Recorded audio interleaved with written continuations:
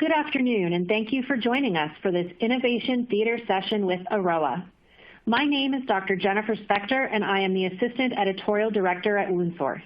Advanced extracellular matrix, ECM products are typically reserved for hard-to-heal wounds and may have accessibility and affordability hurdles.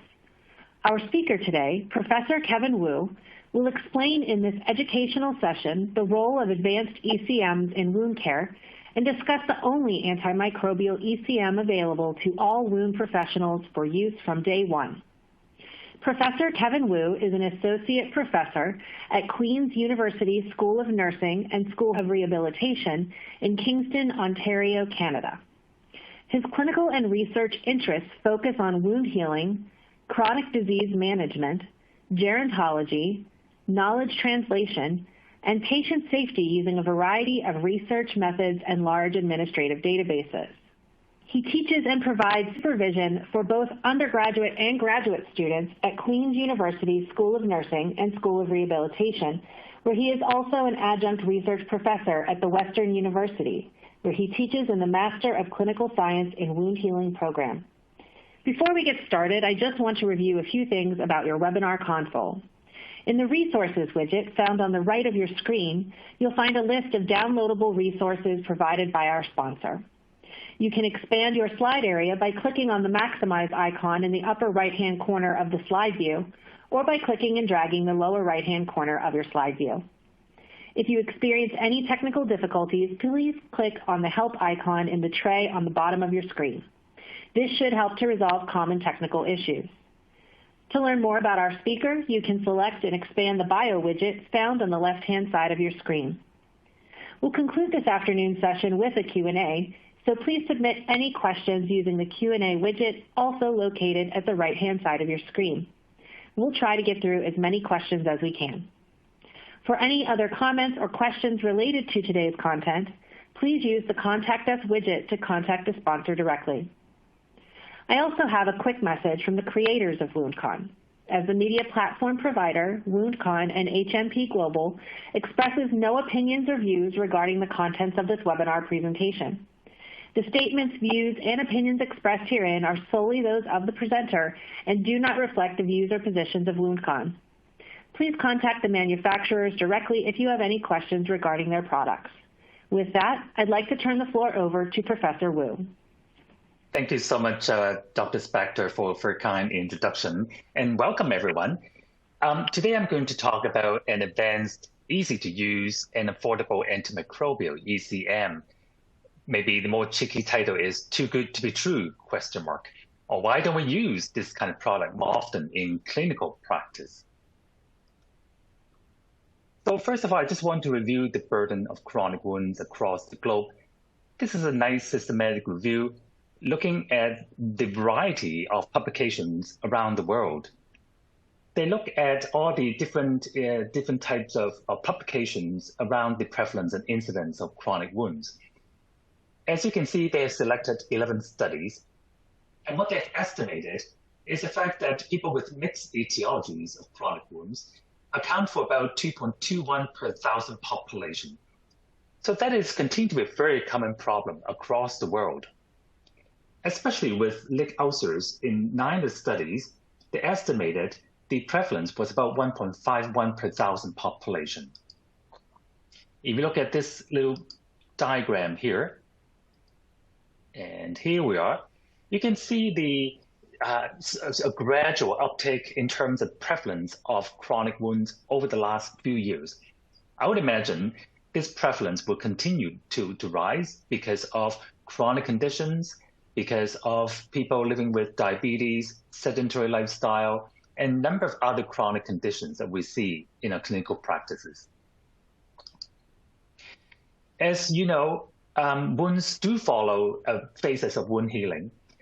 Usually it's described as 4 or 5 phases, starting with the hemostatic phase, starting within seconds to hours. The purpose is to limit blood loss, providing environment that wound healing can occur. Shortly following the hemostatic phase is the inflammatory phase. During this phase, it's very important for the macrophages phagocytosis type cells able to remove foreign material and bacteria in the wound environment. And now the wound bed is prepared, allowing the proliferation to occur, and that's what we call the proliferative phase. And that's when we see the granulation tissue. Basically, we want to have the extracellular matrix to be laid down in the wound environment to allow granulation tissue to grow into the wound environment. And finally, the remodeling phase. It may take weeks to months to complete. And that's why we always tell our clinician that yes, even though the wound may be closed or may appear to be closed, the remodeling phase will continue over time, allowing the collagen to reorganize itself so we can develop better tensile strength in the wound environment. There's still a lot of debate about what constitutes chronic wounds. There are many different types of definitions out there. Chronic wounds are very difficult to heal, hard to heal wounds, and they're not healing. And by definition, not healing, some people say, well, if they're not closed by 4 weeks, then that constitutes a chronic wound. I think most often we cite this definition that chronic wounds are those wounds that do not follow an expected trajectory of wound healing. And they may take weeks, months, sometimes years to complete healing. The major question is, what is an appropriate time frame? It all depends on the type of wounds, depends on the size of the wounds, and depends on many patient factors, especially some of the comorbidities that may affect wound healing. So in other words, we still need a lot of research to really inform us what is a chronic wound and what is the expected trajectory of wound healing. But nonetheless, we know that chronic wounds is very stubborn and they're very recalcitrant to wound healing and may take weeks to complete closure. This is a nice diagram to illustrate the pathophysiology related to chronic wound development. Whether it is the repeated tissue injury, ischemic reperfusion injury, infection damage, those are the triggers that perpetuate and trigger this inflammatory pathway.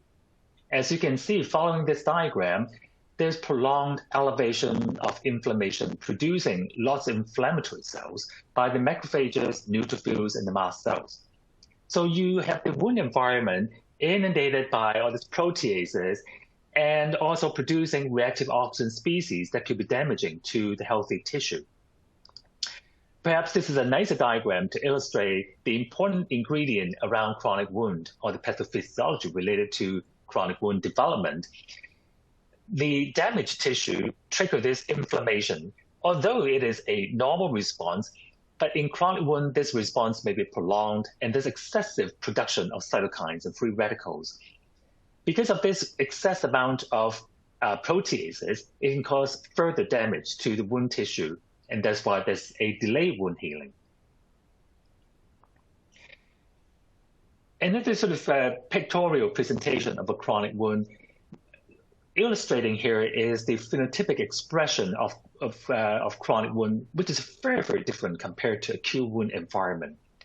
What you notice here is the limited angiogenesis, reduction in the blood circulation and blood supply to chronic wound. And as a result of that, there's a limited amount of oxygen available for wound healing and the manufacturing of all the healthy cells and growth factors. And subsequently, there's limited reepithelialization. And there's been some basic science research indicating that the keratinocytes have difficult time and they're more senescent, and they may not be able to migrate from the wound edges towards the center of the wound to complete wound closure. So there's limited reepithelialization. And because of the lack of oxygen and lack of blood supply, chronic wounds are prone to infection problem. And that's why we talk about antimicrobial ingredients from time to time as a key strategy to promote wound healing. And this is a typical picture that we see from time to time for chronic wounds. Those rolled up edges indicating there is inflammatory response, there is a phenotypic expression of those keratinocytes not migrating towards the center of the wound, but they keep piling up at the wound edges, creating this rolled up edge phenomenon. Regardless of the type of wounds, what we need to do is to promote wound healing. Just a reminder that soft tissue is comprised of two major components, the extracellular matrix and a lot of the cellular ingredients that we'll come back to talk about. And because of the complexity of chronic wound management, many people have talked about the wound bed preparation paradigm or the model to illustrate a systematized, organized approach to wound management. It may look simple, but there's a lot of wisdom behind this model. First of all, we need to figure out the underlying etiology of the chronic wound. That's number one. And then we look at patient-centered concerns. And the last component is to address the local wound environment. And we come up with the acronym DIME or TIME. Tissue debridement, infection, inflammation control, moisture balance, and then edge effect. And there's been some good studies and quality assurance project indicating that by implementing wound bed preparation, we're able to achieve better outcome and it's more cost effective as well. Just to illustrate the point why we need to look at the underlying etiology, this is a patient that I saw in the last couple of years developing a lesion on the calf area. We all thought that it was related to pressure injury. And this patient was quite complicated with very complex medical history, including diabetes, obesity. She has renal failure, requiring hemodialysis about 2 times a day. So what sort of puzzled us was the fact that she continued to exhibit signs of infection, sepsis, high-grade fever, and we treated her with antibiotics, but still there's continued to be elevated inflammatory signs, biomarkers like the CRP and also the set rate. So, and we looked at the lesion. We thought that, well, we need to prepare the wound bed. And the first thing we need to consider is tissue debridement to remove the non-viable tissue. And once we opened this wound up, lo and behold, we drained about 300 cc of thick, tenacious, foul-smelling fluid. At the same time, we actually identified there's some calcified bony fragments inside the tissue. And when you look at the patient history, they're actually consistent with a condition, what we call calciphylaxis. It is a very painful condition involving usually on the cutaneous tissue due to calcification of the blood vessels. And once the blood vessels are calcified, it can occlude circulation, causing tissue ischemia and infection problem. And unfortunately, the mortality rate is quite high, estimated to be about 1 year mortality at 50%. So I think this is a very significant problem. And the good news is it's not a very common problem, but very, very difficult to manage. And because of the pain issue, we didn't use sharp debridement to continue with removing all those non-viable tissue. We actually applied the collagenase ointment to facilitate enzymatic debridement. And we're able to actually achieve some better outcomes over time. So I think this is really a good way to illustrate why we need to identify the underlying etiology.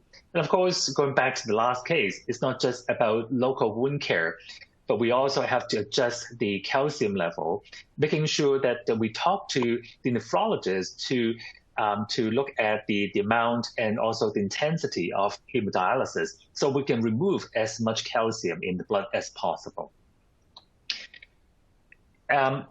Yes, all those atypical wounds are rare.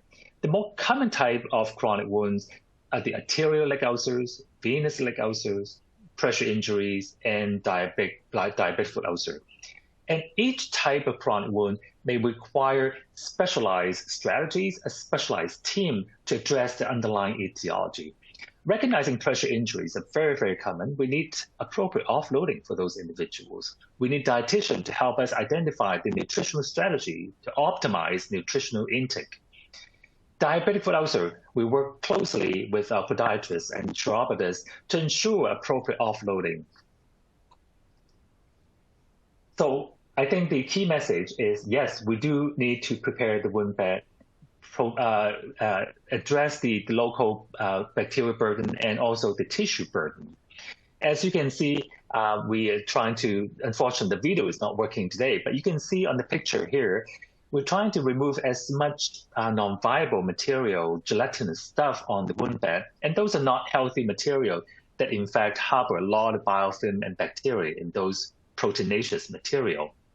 In some cases, we might even use a curette just to remove all those unhealthy senescent cells at the wound edges, so we can facilitate and also to put the wound back into this normal inflammatory trajectory so it can progress to the next proliferation phase. Once the wound bed is prepared, then we expect wound healing to occur.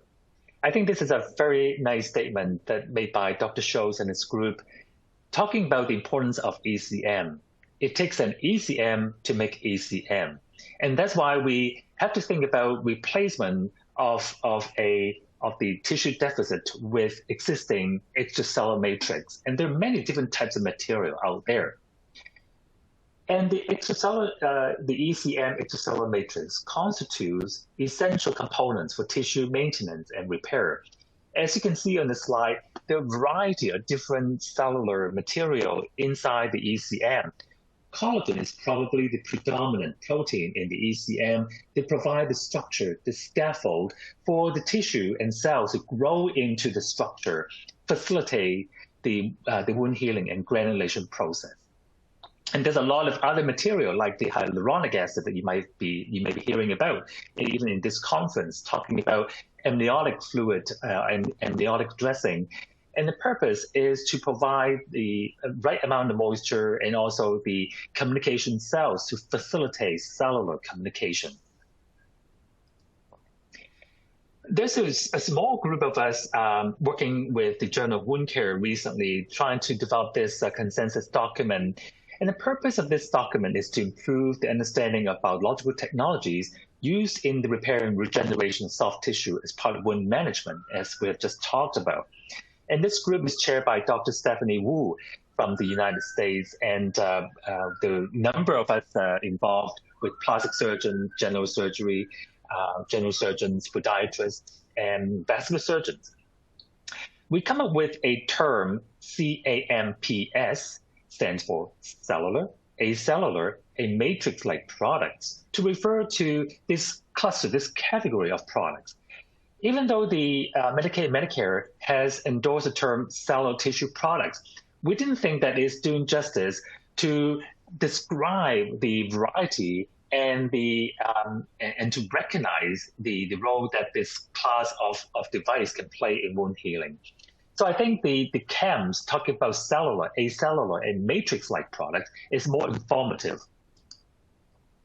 And the purpose of this type of product, they could biological, synthetic, or biosynthetic matrices that has a function to stimulate repair and regeneration of injured tissue through the influence on and modulation of the cellular and acellular activity within the host tissue.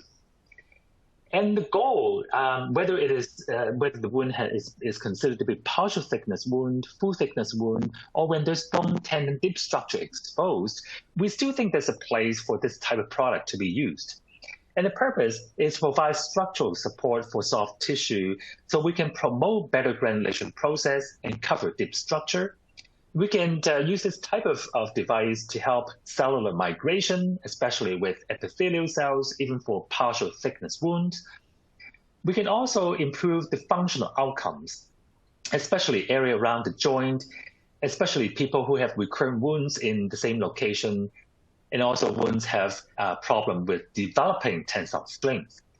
In some of the cases, we might want to use this product to reduce scar formation for cosmetic purposes. So these are the different classes of CAMPs divided into cellular, acellular, and matrix-like synthetic material. As you can see, cellular, they have cellular structure and they're non-viable cells, they've been deactivated. And acellular, through the technology, advanced technology, they separate the layer of cells from the ECM. So what they place on the wound is just basically extracellular matrix. And this is the type of product that I'll be talking about for the rest of my presentation. And this product is called Endoform. And basically, they're manufactured in New Zealand and from the animal, the sheep product. And you might wonder why lamb or sheep? Well, first of all, because this type of animal is very abundant in New Zealand. If you think about mutton, it's a good place to acquire and taste in New Zealand. And the other thing is the product is harvested from the forestomach. And it's a very highly vascularized area. And there's a lot of blood vessels to facilitate nutrient absorption. And because of the vascularity, there's a high turnover of tissue, very active cellular components in the lining. And that's identified as the ideal component to harvest the extracellular matrix for wound healing purposes. So you might wonder, okay, a lot of ECM have collagen. How is it different compared to reconstituted collagen? And this is a nice diagram in comparison, putting side by side two different pictures of Endoform compared to reconstituted collagen. As you can see for Endoform, the picture on the lower side here, under the microscope, you can see the porosity and the structure of Endoform with all those honeycomb-like holes on the material. And the porosity is a very important component, almost works like a vacuum or channel to attract the granulation tissue, the type of granulation tissue to grow into the structure itself. And that's why we like to use the analogy of a scaffold to describe the importance of extracellular matrix. Versus the reconstituted collagen, because it's been so processed and the protein is being denatured and destroyed and destructed, and the porosity is no longer visible under the microscope, and you can see they're very linear, very organized, but it doesn't really allow the granulation tissue, the cellular structure, to grow into the material. So I think that there's a big difference between the endoform or the acellular matrix compared to reconstituted collagen. Inside the aurora, the endoform material, is actually, there's a lot of different types of protein. And proteins are very, very important as part of the intracellular signaling. We recognize that wound healing requires this well-orchestrated sequence of cellular and acellular activity. So as you can see on the slide here, all the growth factors, cytokines, chemokines, interleukines, they're very important to facilitate intracellular signaling, tracking all the cells to the injured area to facilitate wound repair. So we recognize that ECM should be part of wound bed preparation, and especially with Endoform, it has the ability to address the biofilm and dressing contamination. It may help to resolve wound inflammation, and I'm going to share with you some of the data. And definitely, it is a scaffold for the granulation tissue and facilitate the epithelialization, the end goal for wound healing. You may have heard about this step-down, step-up clinical method to describe the more aggressive approach, if you may, to wound healing. We used to think that, well, perhaps we need to use something not as expensive. We try something very basic to facilitate wound healing first. But there's a group of clinical experts sitting down together to really challenge that traditional way of looking at chronic wound management. Perhaps what we need to do is to be as aggressive as possible at the very beginning. Ongoing aggressive debridement to remove non-viable tissue, address the bacterial burden in the wound environment so we can stop the biofilm from forming. And if there's biofilm, we need to disrupt the biofilm from time to time. Perhaps we need to maintain the bacterial burden balance using a topical antimicrobial or topical antiseptic agent. And of course, not to forget about all the supportive measures or important measures to address the underlying etiology, meaning offloading, pressure redistribution for pressure injury, compression for venous iliac ulcers, frequent debridement and appropriate offloading for diabetic foot ulcers. And then gradually, perhaps we can step down our approach to de-escalate the interventions as the wound continue to progress. And at some point, we might want to think about, stepping up again, especially for wounds that are not progressing to wound healing, despite all the optimal interventions that we've put in place. And that's the time, perhaps, we need to think about skin substitutes, skin grafts. And I may challenge this paradigm a little bit, and thinking about using ECM, recognizing the value of extracellular matrix in wound healing, and thinking about incorporating that in the early stage of wound healing as part of the aggressive wound management. When do we use antimicrobial? Well, that's a wonderful question. The International Wound Infection Institute has published guidelines, and the most recent guideline was published in 2021. And they describe bacterial growth on a continuum from contamination, colonization, local infection, and as the bacteria continue to proliferate, it can spread into the deeper tissue and deeper compartment, and eventually causing systemic infection.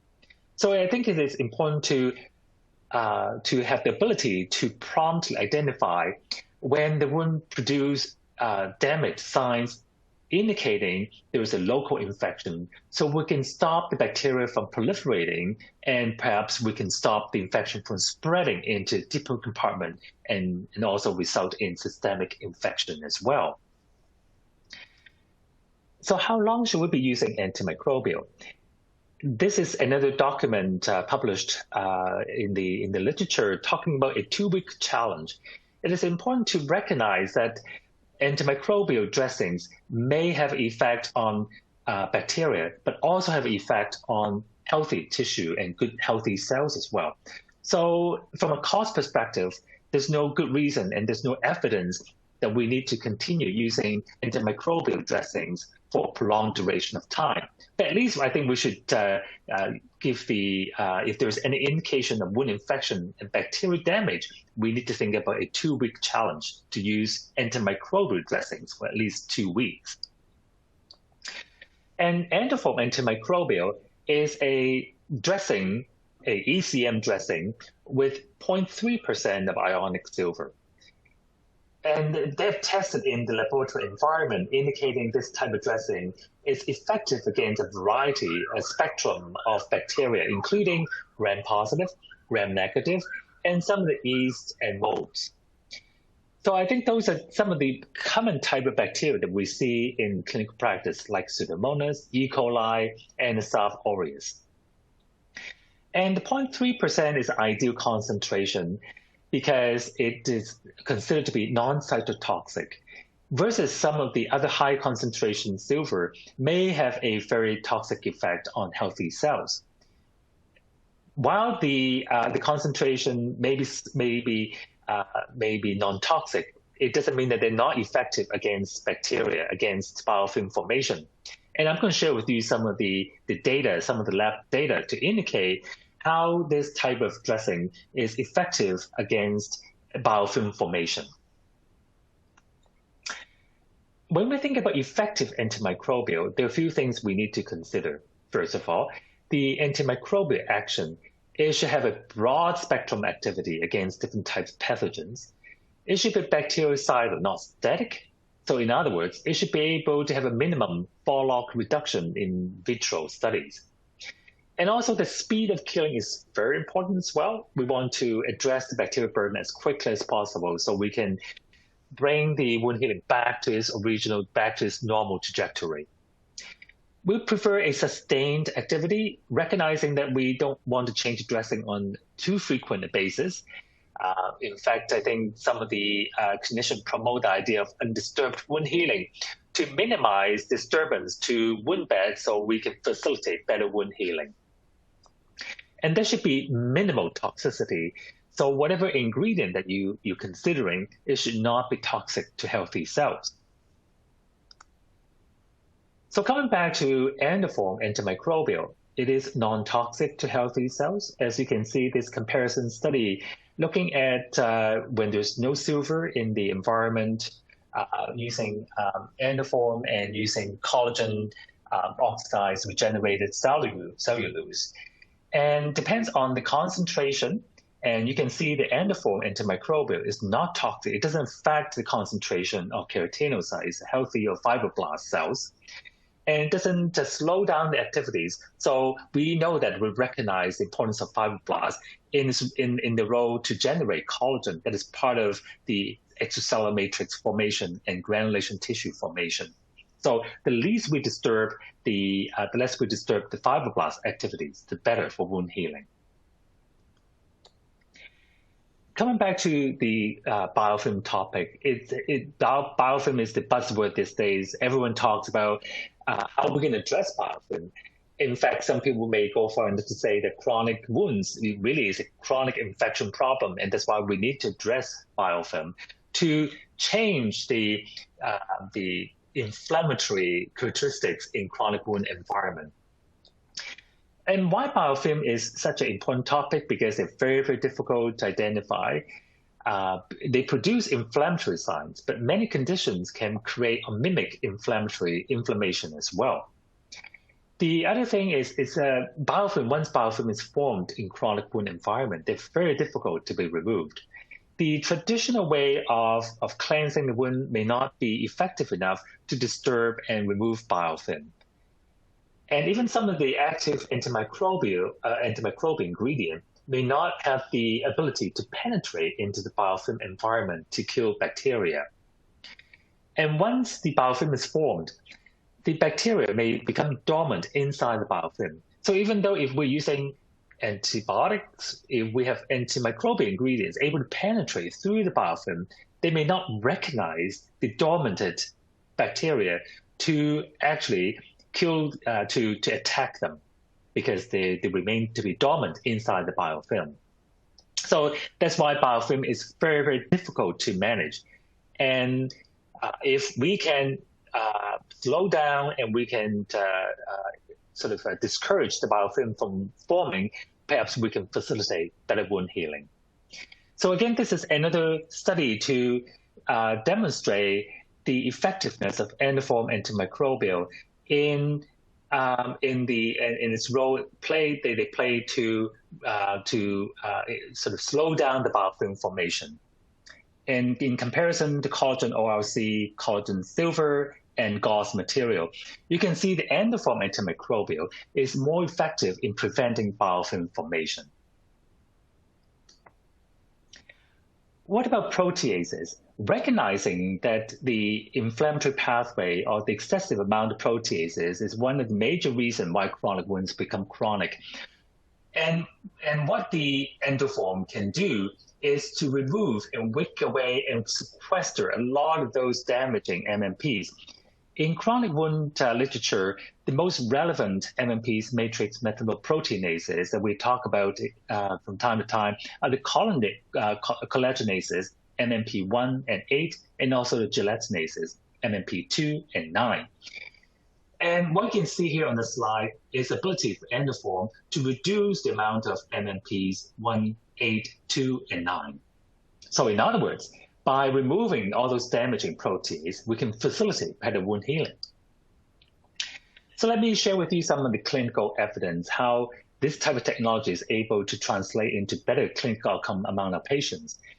This is one study we published a couple of years ago, a prospective multi-center evaluation of advanced extracellular matrix for wound management. A couple of my colleagues worked together in Toronto area, and we follow a few patients over time to evaluate and explore the effectiveness of this type of technology. And at the time, we were very new to this technology. So we're wondering if this actually can translate into better wound healing. We follow 33 wounds over time, and from 4 weeks up to 12 weeks, because we think that there's a need to provide an adequate amount of monitoring time to evaluate whether wounds can recur after they have closed. So we decide that we want to measure and monitor those wounds for a prolonged duration of time. And the goal is to evaluate this new extracellular matrix technology Endoform in a variety of wound care settings. And we have patients from acute care, from community in outpatient clinics, and also from the post-acute long-term care environment as well. As you can see on this slide, there are a variety of chronic wounds included in this study. We have venous leg ulcers, diabetic foot ulcers, pressure injuries, surgical wounds that have been there for at least 4 weeks, traumatic wounds, again, not healing, not progressing to closure, and other atypical wounds that we have included in the evaluation process as well. And most of the wounds have been there for a number of weeks. In fact, as you can see, for many, many weeks, about 22 weeks. In some cases, the maximum amount of time was 104 weeks. And they're not progressing to healing. They got stuck in this inflammatory, vicious circle that you have seen earlier. And the wounds have different sizes, from smaller size to very large wounds, 165 centimeter square size. And that's a pretty sizable wound that we see in clinical practice. So over time, we're able to demonstrate that by using this type of product, we're able to close a lot of the wounds. In the subgroup analysis, average time to wound closure was about 8.2 weeks. At week 4, the average percentage for wound area reduction was about 66%. In fact, when we only account for all the individuals that complete the study, because not every single patient were able to follow, we're not able to follow all the patients over 12 weeks. But if you look at all the patients that we follow over time, 27 of them, 89% achieve a very significant amount of reduction over time. At week 4, 64% of all wounds have reduced by at least 50% of the original wound size. And this is some of the patient cases that I'm including in this presentation here. The first patient with past medical history of spinal cord injury, and he also exhibits the autonomic dysfunctioning. And why I mention this? Because as you can see, this is a pressure injury problem. And for people with autonomic dysfunctioning, they create this microclimate with sweating and with moisture accumulating in the local area that can affect wound healing. And also their body can exhibit those sort of jerky movements and tremors that may actually exacerbate wound healing by creating shear forces over time. And there are a number of strategies that we put in place to try to promote better wound healing, including very aggressive debridement, try to clean up the wound bed as often as we can. We try to use negative pressure wound therapy to promote better wound healing and also to facilitate fluid handling capacity. And we stopped the therapy because the healing was not as impressive as we hoped to see. We switched the local wound care to povidone iodine topically. And at the time that we want to try Endoform, the wound size was about 15 by 11 and about 5 centimeter deep. So it's a very significant wound with a lot of space underneath the tissue as well, lots of undermining. And as you can see on the picture here, the visible tendon and sloughy tissue, a high volume of exudate. We tried Equicel AG for 4 weeks. Again, still not really progressing that much. So now the wound healing is stalled. We applied the Endoform with Equicel, and at the same time, all the other interventions using immersion matrices and turning schedule to ensure proper offloading. At that time, we didn't have the Endoform antimicrobial, so that's why we combined the regular Endoform with Equicel AG. Basically, it's a hydrofiber with silver material, with the hope that we can address the local bacterial burden and at the same time able to address the protease level and create a scaffold, a extracellular matrix to facilitate granulation tissue growth. After 1 week, we actually identified there's a significant change in the type of tissue growing into the wound. Although the wound size has not changed that much, it's still about 15 by 11 centimeter in size. But what you can appreciate in this picture is the amount of pink color, the red color on the wound bed. We don't really see the tendon anymore. There's less area covered by sloughy tissue. And we didn't do any more aggressive debridement between the baseline and week 1. We continue with the dressing change about 2 to 3 times a week, even though we can probably reduce the change in frequency, but because this individual has incontinence problem. As you can see, the wound is very, very close to the rectal area. A lot of times the stool, due to incontinence, had gone into the wound, so we actually have to change dressing to maintain a better environment for wound healing. And by week 2 and 3, and now we start to see the reduction in wound size 14/10, and there's a reduction in the wound depth with more granulation tissue growing into the wound. And the patient, unfortunately, was referred to acute care because of infection problems. So we were not able to follow this patient for a longer duration of time. But I was hoping that this patient would continue to use Endoform, that we can actually see better results. But this patient didn't come back to our facility for further care. This is a second case with an individual who have bilateral venous leg ulcer. So we actually identified this wound is probably very stubborn. This is not first time this individual developed a leg ulcer. This is probably the third time. And she got this recurrent foot ulcer, leg ulcer issue, despite the optimal compression therapy. She was using stockings. She was using compression bandages from time to time when there's significant amount of swelling. But still, she, just for whatever reason, she developed recurrence. And there's a very intense pain locally. And there's also signs of lipodermal sclerosis, typical for venous leg ulcer. Other medical history involved hypothyroidism. She got some blood pressure problem. And because of her, some obesity and some ankle issue, she has restricted mobility. That's probably the underlying etiology for her to develop venous stasis. And this is her left leg. And on the evaluation, the wound size was about 3/2. We treated with a dressing incorporated with gentian violet and methylene blue. And of course, we use compression therapy to manage the stasis and local swelling as well. After 1 week of using Endoform, we're able to see in patient report significant reduction in pain. She said, oh, this dressing is actually not stinging anymore compared to all the other dressing material that she had tried. We actually tried a variety of material prior to the gentian violet methylene blue dressing, including silver, iodine-based product, and they invariably induce a lot of discomfort and pain that she was not able to endure the pain. It affects her sleep, affects her mobility, and of course affect her mood as well. But when we're using Endoform, there's a reduction in pain right away. And this wound continued to improve.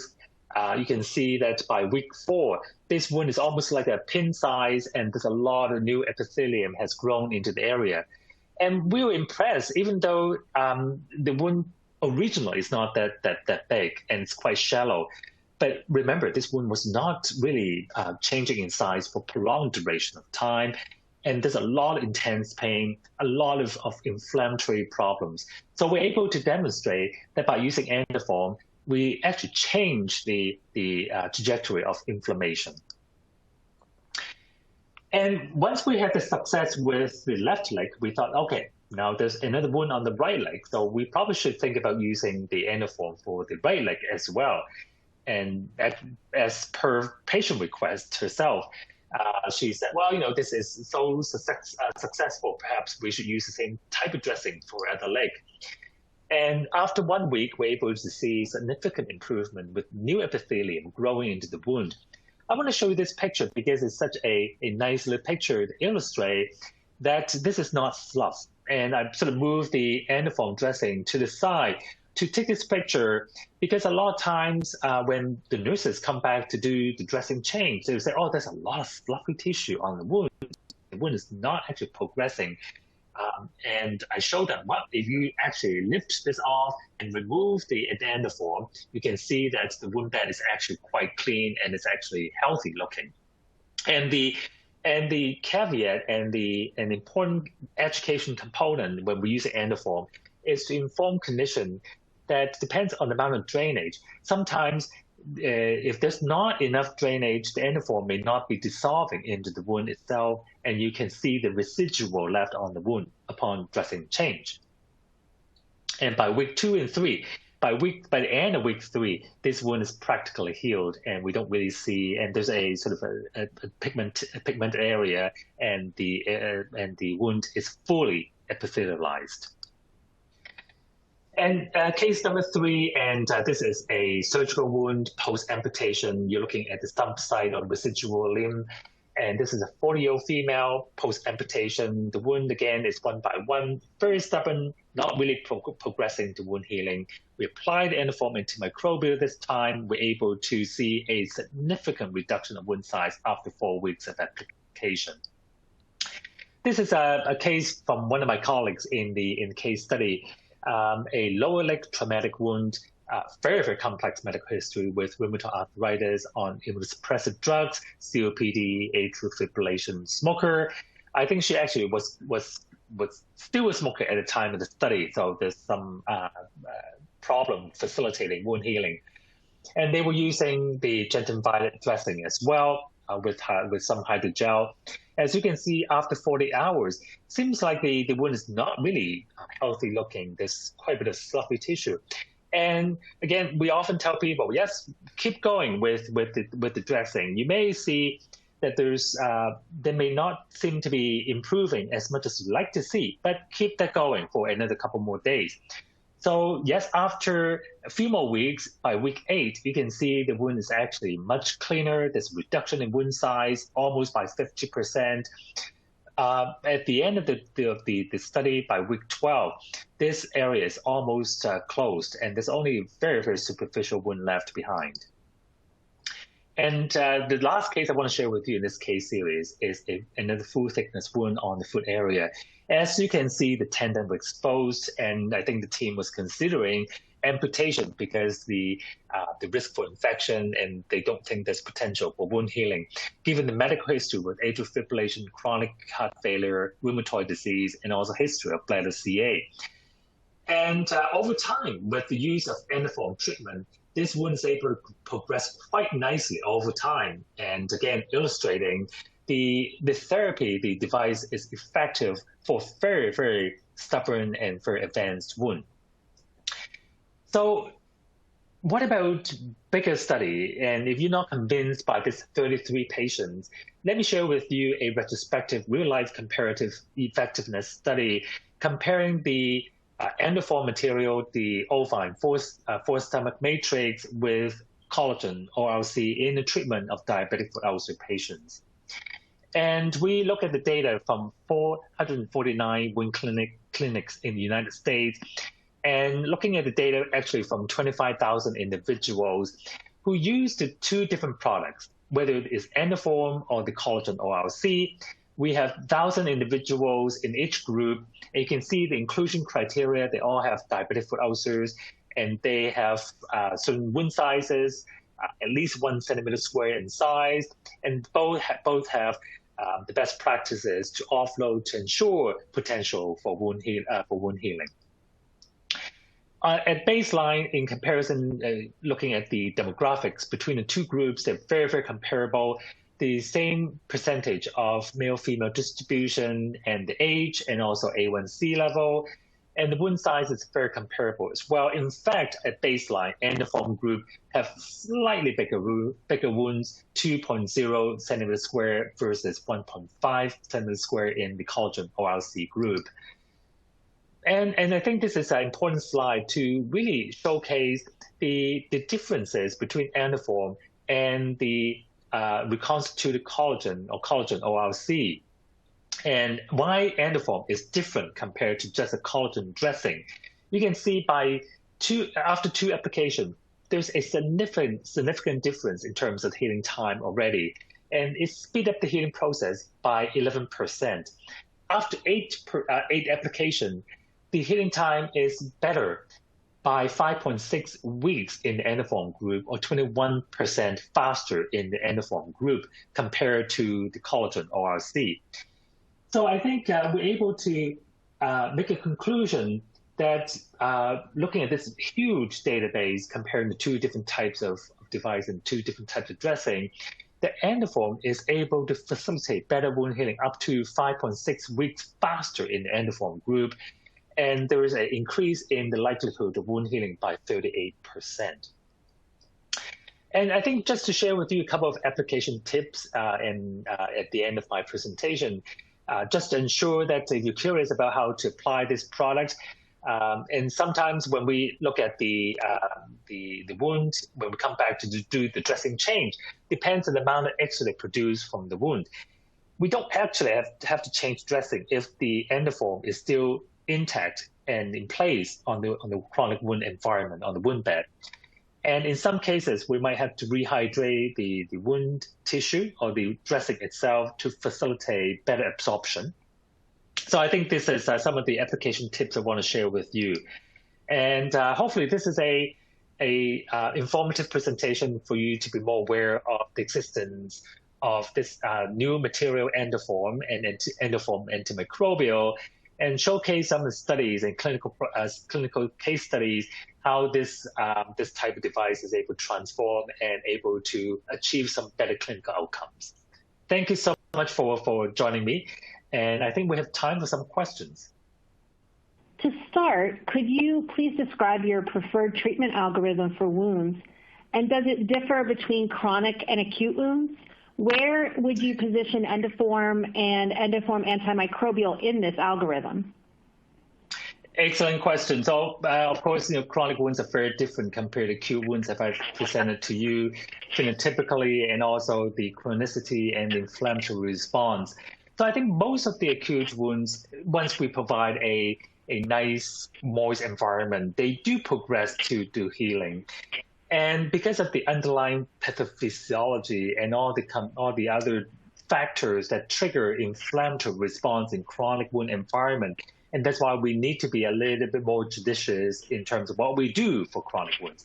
And we do have different pathways and different ways of approaching. For example, the way we manage skin tears, manage acute traumatic wounds, they're very, very different compared to how we manage pressure injuries or diabetic foot ulcers. And with the type of chronic wounds, we're being more aggressive nowadays with more ongoing maintenance debridement, making sure that we see patients on a weekly basis to perform debridement. We actually have to look at a more multidisciplinary interprofessional approach to ensure we put various sort of strategies in place to address all the different types of risk factors and underlying etiologies for the chronic wound environment. And the question is about when to use Endoform or Endoform antimicrobial. I would think that once the wound you think is prepared for wound healing, and it's not really progressing to wound healing in the first couple of weeks, it's a good place to start thinking about how I can really facilitate and kickstart this healing process by using Endoform material or ECM material. One of our audience members is curious to know how long should they go between dressing changes, and how does one know when to apply more Endoform?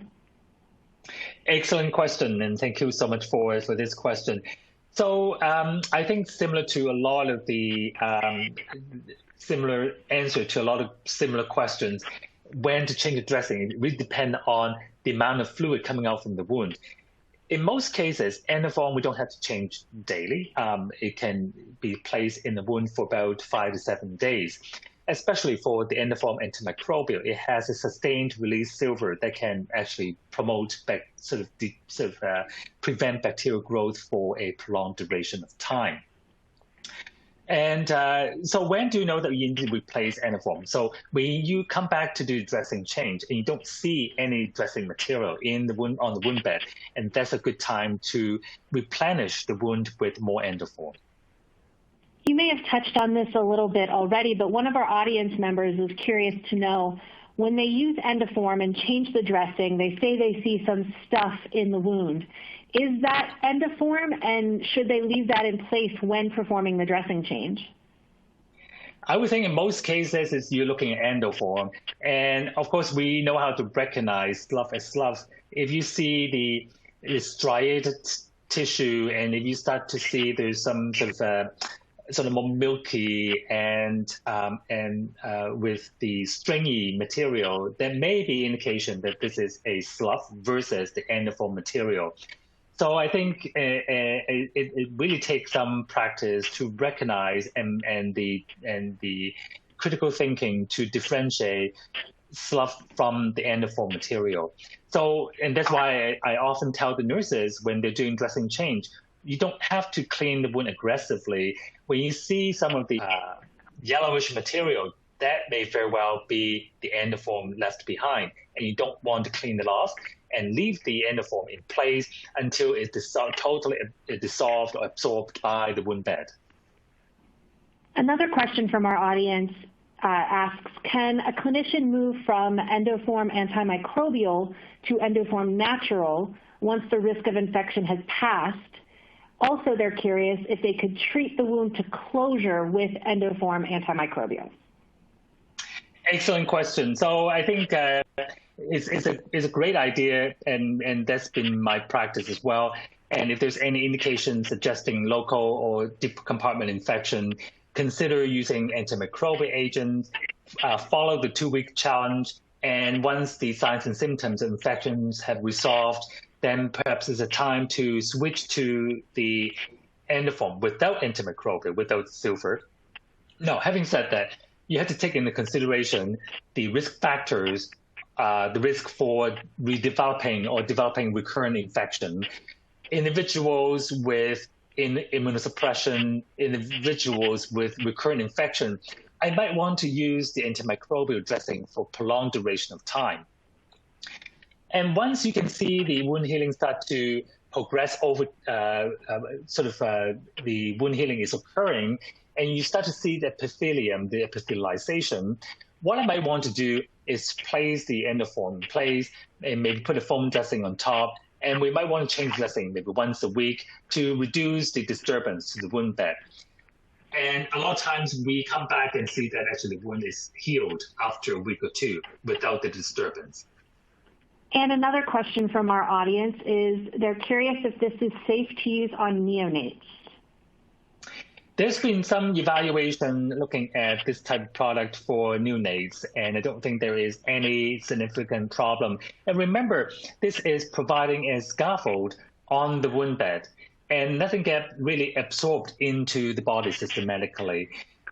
And so there's nothing that we need to worry about systematic toxicity per se. And the silver content is very, very, very low. But effective concentration to address bacterial burden in wound environment, 0.3% of ionic silver. So in other words, there's some laboratory studies and within the industry, within the company, that they've tested on neonates and indicating this is not a toxic material for neonate skin. Sadly, that's all the time we have for questions today. I'd like to extend a warm thank you to Professor Wu for this wonderful presentation and discussion. For those of you with additional questions about today's program, you may contact Aroa Biosurgery directly by submitting an email using the Contact Us application.